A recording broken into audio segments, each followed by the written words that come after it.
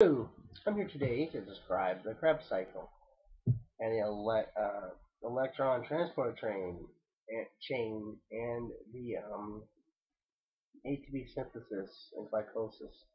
I'm going to do this all. I'm going to try to do this fast because you're not going to want to listen otherwise.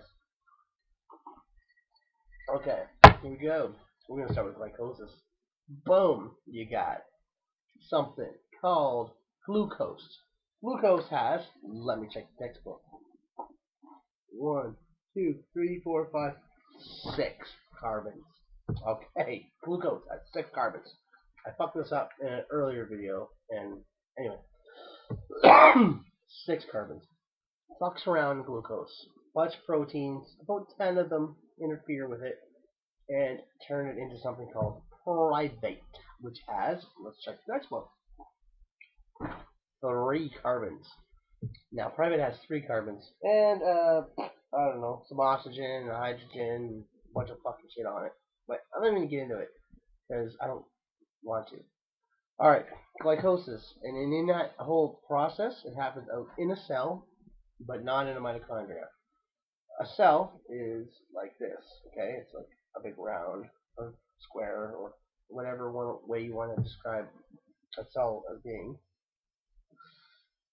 Glycolysis happens not in the mitochondria, but in the cytosol, in the friggin' juice inside of the cell. Glycolysis happens there, and it changes glucose into a 3-molecule something called pyruvate. It actually changes it into one glycose gets turned into 2 pyruvate, which is pyruvate's a 3-molecule, a 3-carbon molecule with some other shit.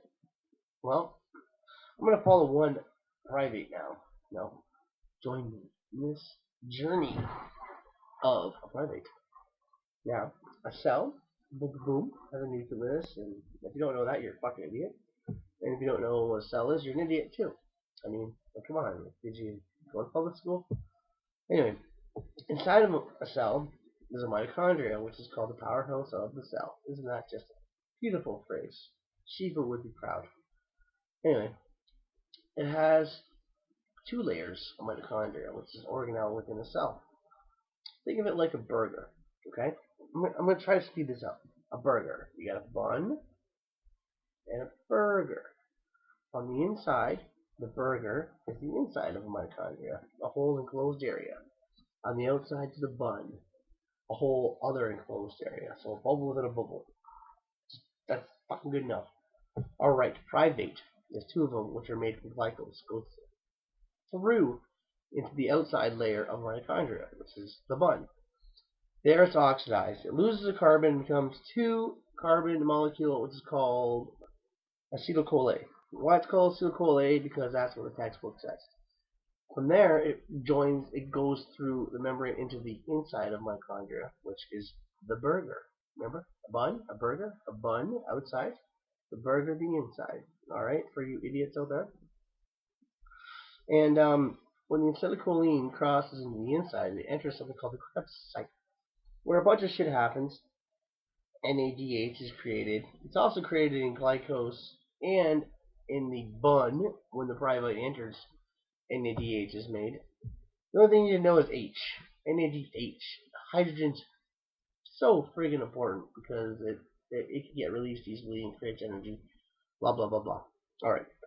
In the Krebs cycle, acetylcholine is fucked around with some other proteins. Makes a couple ATPs, just like glycolysis made ATPs outside the cell. Bun, burger. Glycolysis happens out here, not in the mitochondria. It makes 2 ATP out here. It makes 2 ATP out here. It makes a bunch of NADHs, which is just something that holds hydrogen, and we'll get back to it, or maybe not. Anyway, it makes 2 ATP. It makes all these NADHs because it just does. Okay, that's all it fucking takes.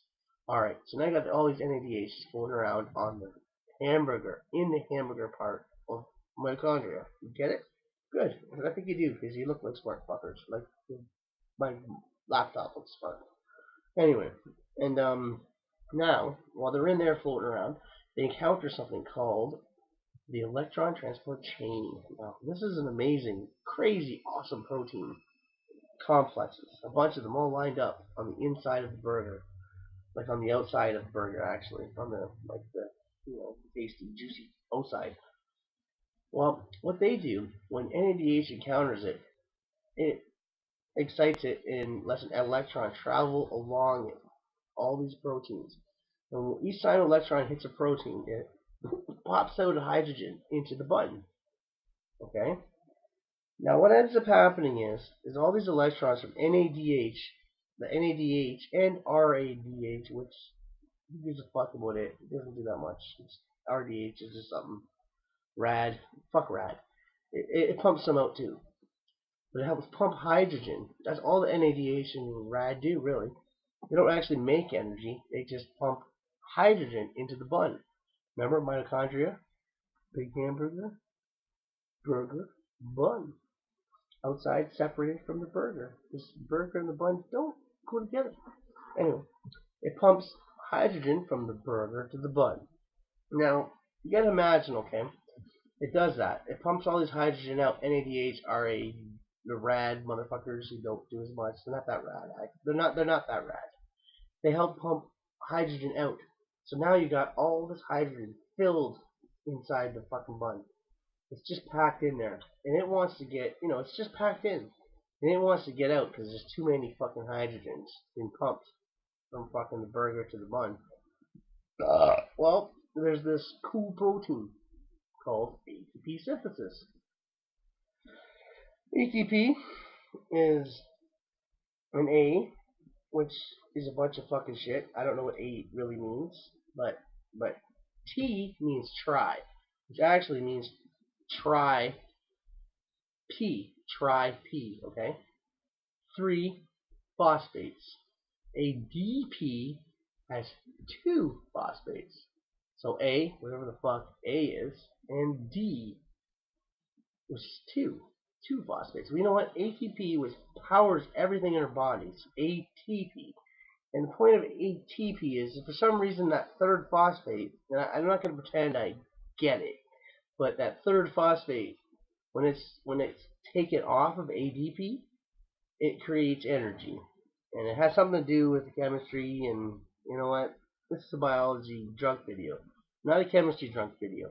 On the chemistry drunk video, I will explain why energy is released when bonds are broken. I'm not going to do that now, because fuck you. You know what? Watch the fucking chemistry video. Anyway, going back, hydrogen is pumped into the fucking bun. So there's all this hydrogen in the bun, and not as much in the burger. What ends up happening is the hydrogen, it creates a, I'm not even going to look at the textbook, because it's going to take too much work. But you know what?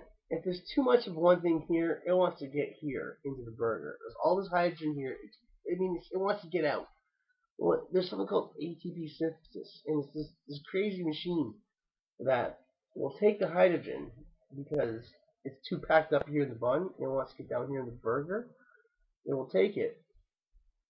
It has an opening that makes hydrogen come in. It takes it, and each time a hydrogen goes in, it turns. And it will absorb the energy of those hydrogens being pumped in. It creates energy. The fact that there's more here and less here makes energy happen, because it's like Niagara Falls, okay? Like when Niagara Falls pours over the fucking side of it and hits the bottom, they make energy because there's more power from the water hitting it. That's kind of how all those hydrogens in the bun going to the burger makes energy. It creates energy because the hydrogen goes in and pumps it. It will collect 3 hydrogens or maybe more. Once it happens, it powers the ATP to help ADP, which is the pussy fucking molecule that doesn't do nothing. It will help it bond with a phosphate. It will help something which is an A, which whatever the fuck that means, and 2 P's, which are phosphates, become 3 P's, which is 3 phosphates. It will help bind an ADP with another phosphate. Which will make 3 phosphates instead of 2. Now, I remember I told you I don't know why the fuck it matters. Well, it does. 3 ATP is shit. It can give up that other phosphate a lot more, like very easy, and that creates power.